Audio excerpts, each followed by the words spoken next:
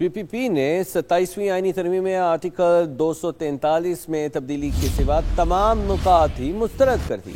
آئینی عدالت پر حتمی فیصلے کے لیے سی ای سی کا اجلاس آج پھر ہوگا۔ پیپلز پارٹی کی سینٹرل ایگزیکٹو کمیٹی کے اجلاس کے بعد میڈیا ٹاک میں بلاول بھٹو زرداری کا کہنا تھا کہ صوبائی شیئر سے متعلق شق کو پیپلز پارٹی مسترد کرتی ہے، کسی بھی صورت میں اس تجویز کو نہیں مانیں گے۔ این ایف سی فارمولے میں تبدیلی سمیت 27ویں ترمیم کی تجویز کے باقی پوائنٹس بھی پوری طرح مسترد کرتے ہیں، اور بلاول بھٹو نے کہا کہ میثاق جمہوریت میں تھا کہ آئینی عدالت ہونی چاہیے، مگر میثاق جمہوریت میں دیگر چیزیں بھی تھیں۔ آئینی عدالت پر رائے یہ ہے کہ چاروں صوبوں کی برابر نمائندگی ہوگی۔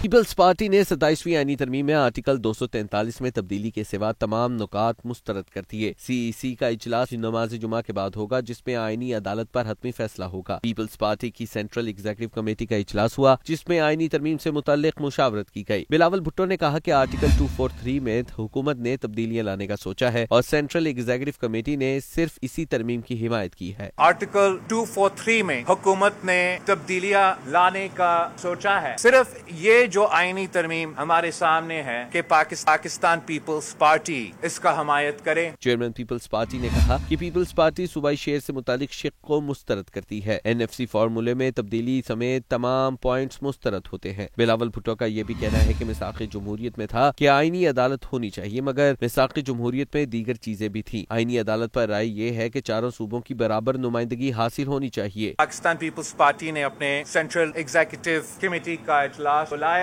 کانسٹیٹیوشنل پروٹیکشن ہے صوبائی شہر کا، آئین میں وہ پروپوزل پاکستان پیپلز پارٹی ریجیکٹ کرتی ہے، ہم اس کا حمایت کرنے کے لیے تیار نہیں ہیں۔ چیئرمین پیپلز پارٹی نے پریس بریفنگ میں بتایا کہ مسلم لیگ نون کا وفد آیا اور 27ویں آئینی ترمیم کی حمایت کی بات کی۔ مجوزہ آئینی ترمیم میں آئینی عدالت، این ایف سی، تعلیم، پاپولیشن پلاننگ رجسٹری اور ججز کے تبادلوں اور ساتھ ہی ساتھ الیکشن کمیشن سے متعلق تجاویز تھی۔